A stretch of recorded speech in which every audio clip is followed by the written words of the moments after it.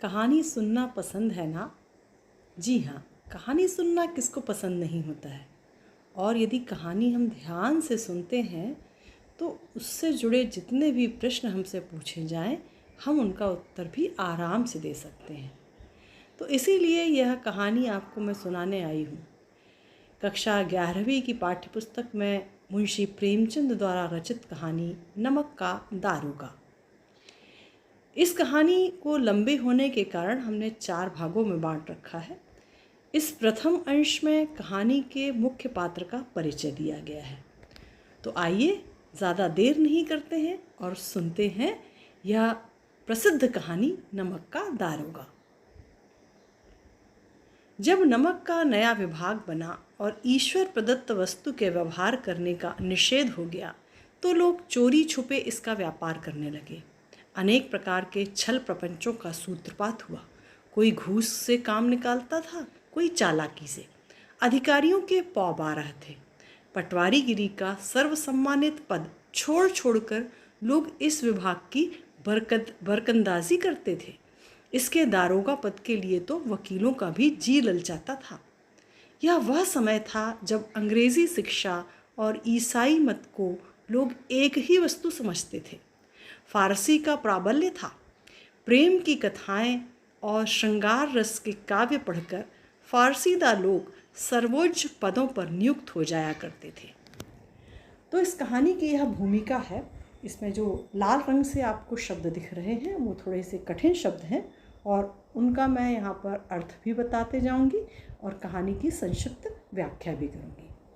तो यह उस समय की बात है जब आपने गांधी जी द्वारा छेड़े गए सविनय अवज्ञा आंदोलन के बारे में सुना होगा। इसके साथ ही नमक कानून उन्होंने जो भंग किया था, तो उस समय नमक का एक नया डिपार्टमेंट खुला था और सार्वजनिक तौर पर या स्वतंत्रता पूर्वक नमक जैसी ईश्वर द्वारा दी गई चीज़ का प्रयोग करने पर प्रतिबंध लगा दिए गए थे। निषेध यानी मनाही और ईश्वर प्रदत्त मतलब ईश्वर द्वारा दी गई। तो जब किसी चीज़ की मनाही कर दी जाती है तो फिर लोग उसको चोरी छुपे करते हैं। वही इसके साथ हुआ। जब नमक का स्वतंत्र प्रयोग बंद हो गया तो लोग इसका चोरी छुपे व्यापार करने लगे और चोरी छुपे व्यापार करने के लिए अनेक छल प्रपंचों की भी शुरुआत हो गई। सूत्रपात हुआ अर्थात शुरुआत हो गई। कैसे छल प्रपंच? कोई यदि नमक का गलत ढंग से व्यापार कर रहा है तो वो घूस देता था अर्थात रिश्वत देता था। कोई चालाकी से काम करता था। अधिकारियों के तो पौ 12 थे अर्थात अधिकारियों के मज़े हो गए थे क्योंकि उनको मनमाना रिश्वत जो मिलने लगी थी। अब देखिए, नमक के विभाग में जो दारोगा का पद था उसकी वैल्यू यहाँ पे बताई गई है। उसकी वैल्यू कितनी थी देखिए। जो पटवारी का पद होता है ये सर्वसम्मानित पद होता है। इसको भी छोड़ कर लोग नमक विभाग का सिपाही अर्थात चौकीदार बनना पसंद करते थे। वकील लोग भी इस दारोगा पद के लिए ललचाते थे। तो ये उस समय की बात है जब अंग्रेजी शिक्षा और ईसाई मत दोनों को एक ही चीज़ समझा जाता था। और उस समय किस भाषा का प्राबल्य था? आप मुझे कमेंट में लिख के बता सकते हैं। उस समय प्राबल्य था फारसी भाषा का। तो फारसी भाषा बहुत ज़्यादा प्रचलित थी और फारसी भाषा में ज़्यादातर जो साहित्य था वो प्रेम से संबंधित साहित्य था। फारसी की प्रेम की कथाएं, श्रृंगार रस की काव्य पढ़कर जो फारसी पढ़ने वाले लोग थे, फारसीदा अर्थात फारसी पढ़ने वाले लोग सर्वोच्च अर्थात ऊंचे ऊंचे सबसे ऊंचे पदों पर नियुक्त हो जाते थे। अब देखिए यहाँ जो तीसरा पैरा है इसमें इस कहानी के मुख्य पात्र का आपको परिचय कराया गया है। मुख्य पात्र है मुंशी वंशीधर। मुंशी वंशीधर भी जुलेखा की विरह कथा समाप्त करके शीरी और फरहाद के प्रेम वृत्तांत को नल और नील की लड़ाई और अमेरिका के आविष्कार से अधिक महत्व की बात समझते हुए रोजगार की खोज में निकले। अब देखिए, उस समय फारसी भाषा का प्राबल्य तो था ही। फारसी की प्रेम कथाएं ज़्यादा पढ़ी जाती थी और फारसी पढ़ने वाले लोग ऊंचे ऊंचे पदों पर भी बैठ जाते थे। तो मुंशी वंशीधर इनसे अलग कैसे हो सकते थे? उनने भी फारसी के प्रसिद्ध साहित्य की नायिका अर्थात जुलेखा की विरह कथा के बारे में पढ़ा, सीरी फरहाद के प्रेम के किस्से पढ़े और इन सब चीज़ों को उन्होंने किससे ज़्यादा महत्व दिया? नल और नील की कहानी से या अमेरिका के आविष्कारों से ज़्यादा इम्पोर्टेंट समझा इन्होंने, और यही सब पढ़कर वो भी नौकरी की तलाश में निकल जाते हैं।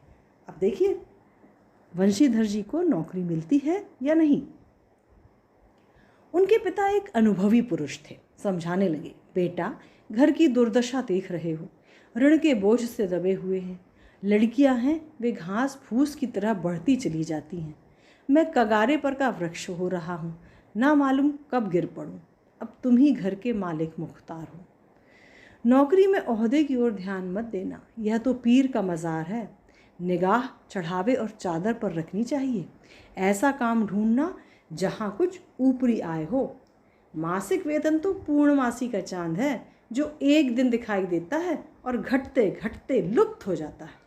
ऊपरी आय बहता हुआ स्रोत है, जिससे सदैव प्यास बुझती है। वेतन मनुष्य देता है, इसी से उसमें वृद्धि नहीं होती। ऊपरी आमदनी ईश्वर देता है, इसी से उसकी बरकत होती है। तुम स्वयं विद्वान हो, तुम्हें क्या समझाऊं।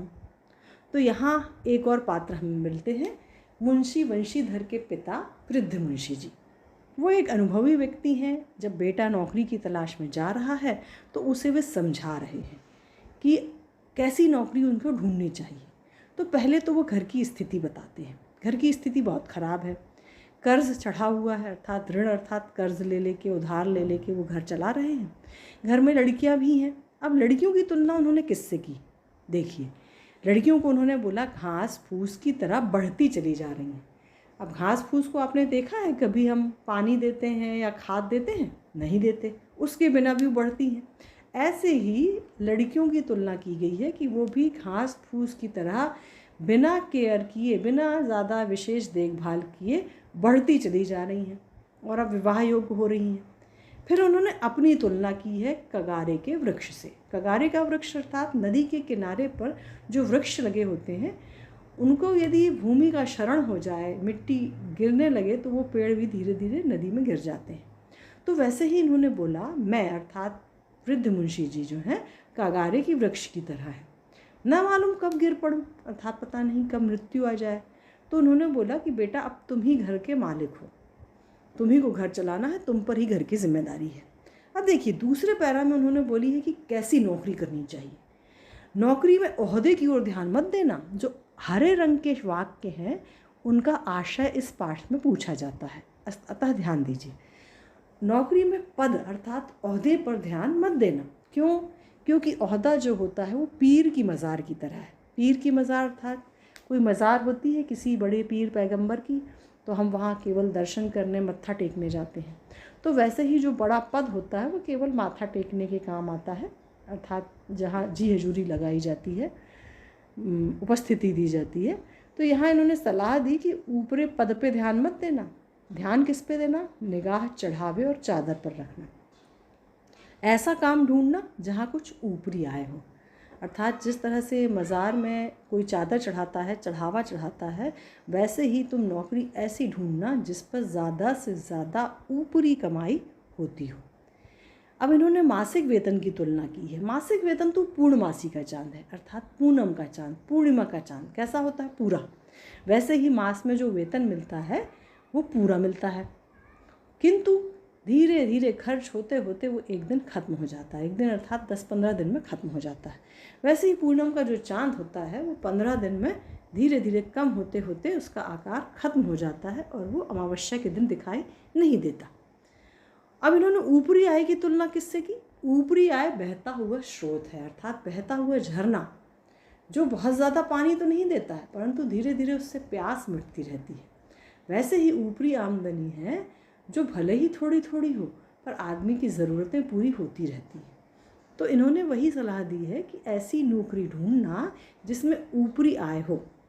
वेतन मनुष्य देता है, इसी से उसमें वृद्धि नहीं होती, अर्थात मनुष्य अर्थात अधिकारी गण देते हैं वृद्धि वेतन, इसलिए उसमें वृद्धि नहीं होती।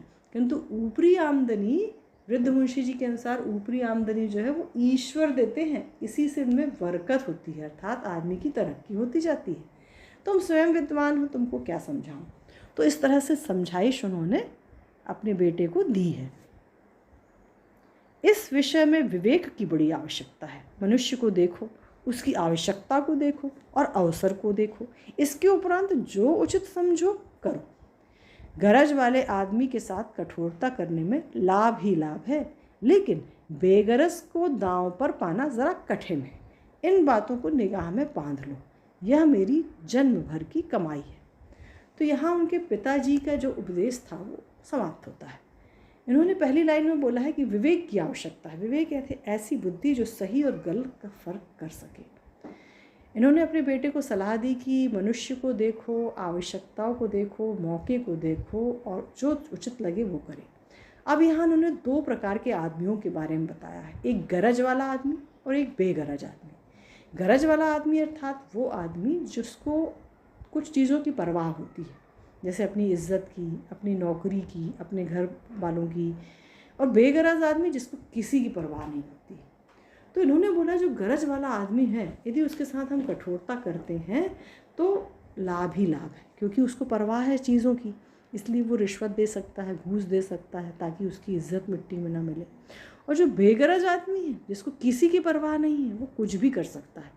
उस पर दांव पाना अर्थात उसे नियंत्रण में रखना ज़रा मुश्किल होता है। तो इस तरह से उन्होंने अपनी जन्म भर के कमाए हुए अनुभव को अपने बेटे को सिखाने का प्रयास किया है। अब वंशीधर जी क्या कर रहे हैं? इस उपदेश के बाद पिताजी ने आशीर्वाद दिया। वंशीधर आज्ञाकारी पुत्र थे। ये बातें ध्यान से सुनी और तब घर से चल खड़े हुए।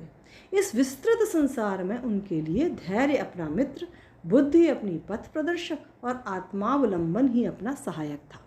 लेकिन अच्छे शकुन से चले थे। जाते ही जाते नमक विभाग के दारोगा पद पर प्रतिष्ठित हो गए। वेतन अच्छा और ऊपरी आय का तो ठिकाना ही न था। वृद्ध मुंशी जी को सुख संवाद मिला तो फूले न समाए। महाजन कुछ नरम पड़े, कलवार की आशा लता लहलहाई, पड़ोसियों के हृदय में शूल उठने लगे। अब देखिए, पिताजी का आशीर्वाद मिल गया और वंशीधर भी बहुत आज्ञाकारी पुत्र थे। उन्होंने पिताजी की बात ध्यान से सुनी और घर से चले। अपने साथ 3 चीज़ें साथ ले गए। वो 3 चीज़ें क्या हैं? हरे रंग में लिखी हुई हैं, आप मुझे कमेंट करके अवश्य बताइए। उनका मित्र कौन था, उनका पथ प्रदर्शक कौन था और उनके सहायक कौन थे।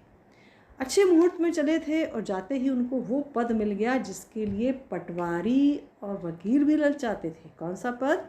नमक के विभाग का दरोगा का पद। वेतन तो बहुत ही अच्छा था, ऊपरी इनकम भी बहुत अच्छी थी। जब उनके पिताजी को यह सुख भरा संवाद अर्थात समाचार मिला तो वो फूले न समाये अर्थात बहुत खुश हुए। महाजन कुछ नरम पड़े। महाजन अर्थात जिनसे कर्ज लेते हैं, पैसा उधार लेते हैं, वे अभी तक बहुत कठोर थे।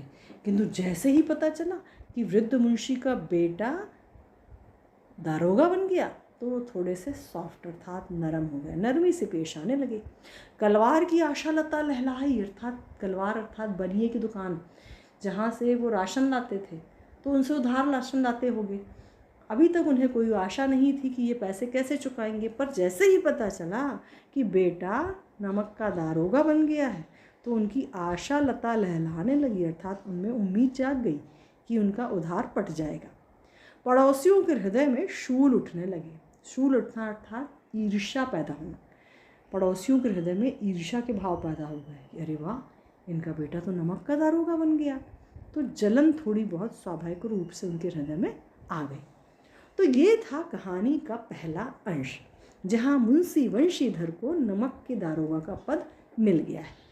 अब दूसरे अंश में आप हमसे जुड़े रहिए और देखिए कि मुंशी वंशीधर अपने इस पद की प्रतिष्ठा को कैसे कायम रखते हैं।